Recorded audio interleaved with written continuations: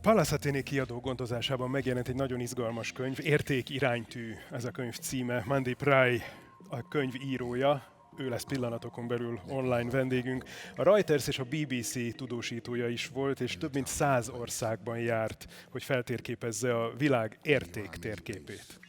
Most pedig hallgassuk meg, hogy mit üzen nekünk, illetve mit mond az értékekről, és ezen belül mit mond Magyarországról, mit talált a leginkább jellemző értéknek. Mandeep Gergő beszélgetett. Így volt. A könyvében több mint 100 fontos értéket gyűjtött össze. Miért épp ezek a legfontosabbak? Mainly because if I take you, there are many values in the world. There are the values of compassion, liberty, creation, evaluation. There are many values. The process is not that the values that I talk about are the most important. That's not what I'm saying.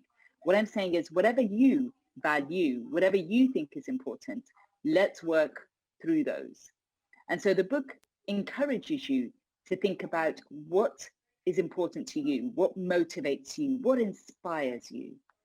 And actually, it helps you as you get to your top 5, what's most inspiring to you. It's not about whether my list is correct or not correct. It doesn't matter. It's much more you create your own list.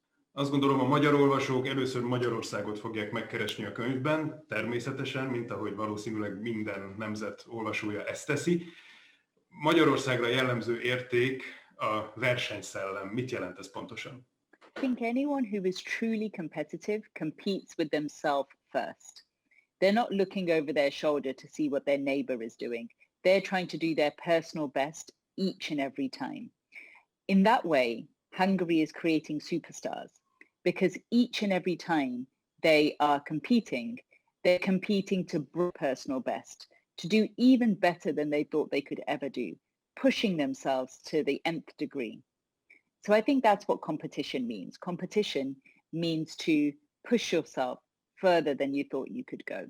Tudnál tanácsokat adni, hogy hogyan lehetnénk elégedettebbek vagy boldogabbak magyarok Magyarországon? Mit tegyünk a saját jellemzőinkkel?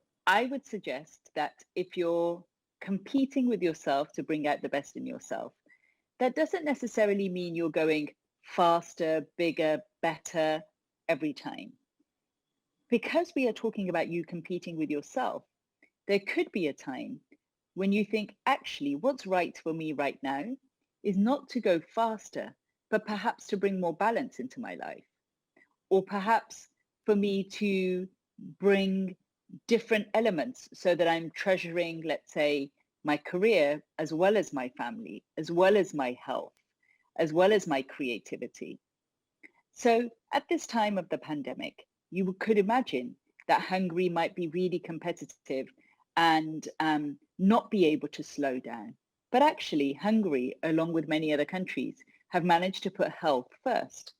So it shows that I don't think you're dissatisfied. I think by competing with yourself and trying to bring out the best in yourself in each and every time means that you are actually just becoming a better version of yourselves each and every time. But let's say your premise is true, and let's say you are a dissatisfied nation. Then if you truly are dissatisfied and you feel that you can never reach the competitive heights that you want to reach, well, I think it's about questioning, why do you want to be bigger, better, faster? Does that bring more happiness? What are we truly valuing? Are we valuing happiness? Are we valuing health? Are we valuing well-being? What's really most important? And then we can decide what we're competing towards. For example, Bhutan decided that happiness was important to them. Mit üzenne a magyar vállalatok vezetői számára? That if they're truly putting on this lens of, or taking on this lens of being family-centered and focused and caring about the entire person in terms of their employees or their clients or their suppliers, that they are caring for the entire supply chain, that they are thinking about the entire ecosystem that their company impacts, not just the shareholder, but actually all the stakeholders that take part in their corporation or that are affected by the company, that they would stand the test of time. that people will involve themselves into that corporation in a much more expansive, connected way. People would bring in 80-90% of themselves to work. Suppliers would give themselves. And I think it has been proven that customers today, especially young people, are making decisions based on being social extra for a product or a service. I think just from the questions that you've asked, such as too competitive, what would make us more satisfied? Why the fact that you're creating a gala to celebrate family-focused businesses, the fact that you're even celebrating these values and your questioning just suggests and shows to me how you are completely aware of yours and wanting to become better versions of yourselves each and every day. That is exactly what this book is about. It's about a little bit of introspection so that your next day, your next step, your next month, week, year is better informed, that you're growing into your very best self. And essentially the book helps you focus on what it is that makes you alive and brings out the best version of you, and then naturally you start making decisions so that your time is better spent.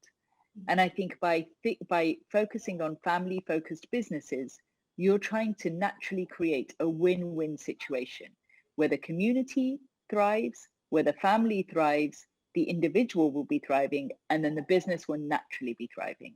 So it just shows that your priorities are spot on.